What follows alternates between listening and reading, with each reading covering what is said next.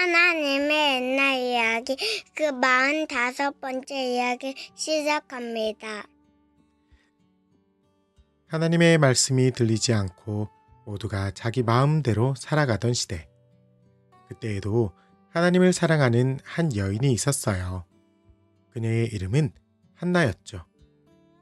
그녀에게는 남들에게 말하지 못하는 슬픔이 한 가지 있었어요.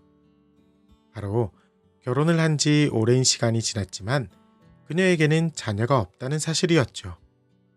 그래서 한나는 슬픈 마음을 가지고 하나님께 간절히 기도했어요. 하나님, 저를 불쌍히 여기셔서 저에게도 아들을 주세요. 그 아들은 하나님께서 주신 아들로 알고 하나님의 일을 위한 아이로 키우겠습니다. 하나님은 그런 한나의 기도를 들으셨어요. 그리고 한나의 기도처럼 그 아이를 통해 하나님은 이스라엘을 고칠 준비를 하셨죠. 그렇게 태어난 아이 사무엘은 하나님의 일을 위해 실로에 있는 성전에서 지내기 시작했어요. 매일 성막을 깨끗하게 정리하고 제사를 준비하는 엘리 제사장을 도왔죠. 때로는 성막 문을 지키기도 하고 하나님께 드리는 빵과 기름을 준비하기도 했어요.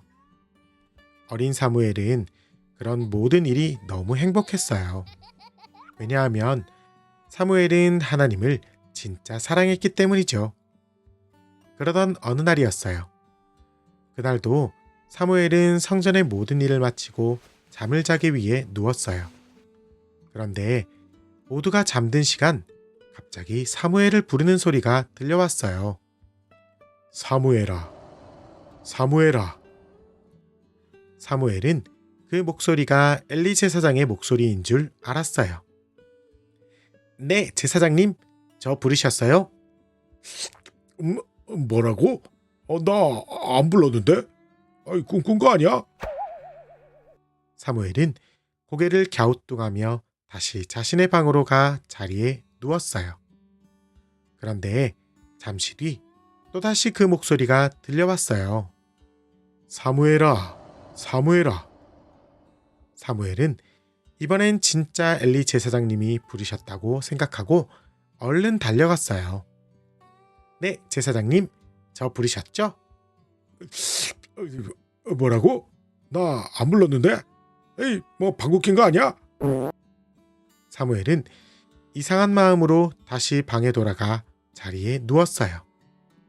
그런데 잠시 뒤 사무엘은 또다시 누군가 자신을 부르는 소리를 듣게 되었어요. 사무엘아, 사무엘아. 사무엘은 이번에야말로 엘리 제사장님이 부르셨다고 생각하고 이번엔 총알같이 달려갔어요. 제사장님, 저 여기 있어요. 이번엔 빨리 왔죠? 뭐라고? 또 누가 널 불렀다고? 이상하다.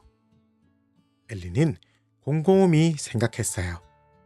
그리고 그제서야 엘리는 그 목소리가 하나님의 부르심이라는 것을 깨달았죠.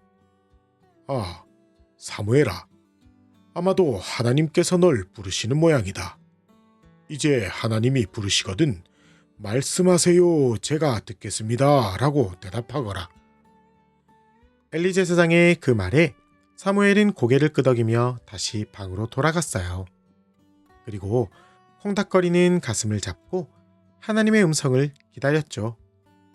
잠시 뒤 하나님은 다시 사무엘을 부르셨어요. 사무엘아, 사무엘아. 사무엘은 대답했어요. 네, 하나님, 말씀하세요. 제가 들을게요. 하나님은 그런 사무엘에게 하나님의 약속 안에 있는 계획을 그리고 그 계획 안에서 이루실 하나님의 뜻을 알려주셨어요. 여러분, 당시 사람들은 그때가 하나님의 음성이 들리지 않는 시대라고 생각했어요. 그렇지만 사실 그 시대는 하나님의 음성이 들리지 않던 시대가 아니라 하나님의 음성을 들을 사람이 없던 시대였어요. 오늘도 마찬가지죠. 하나님은 지금도 하나님의 말씀을 들을 누군가를 찾고 계세요. 오늘 하루 우리도 사무엘처럼 하나님, 제가 들을게요. 대답할 수 있는 모두가 되길 기도할게요. 그럼 내일 다시 만나도록 할까요? 우리 모두 오늘도 샬롬.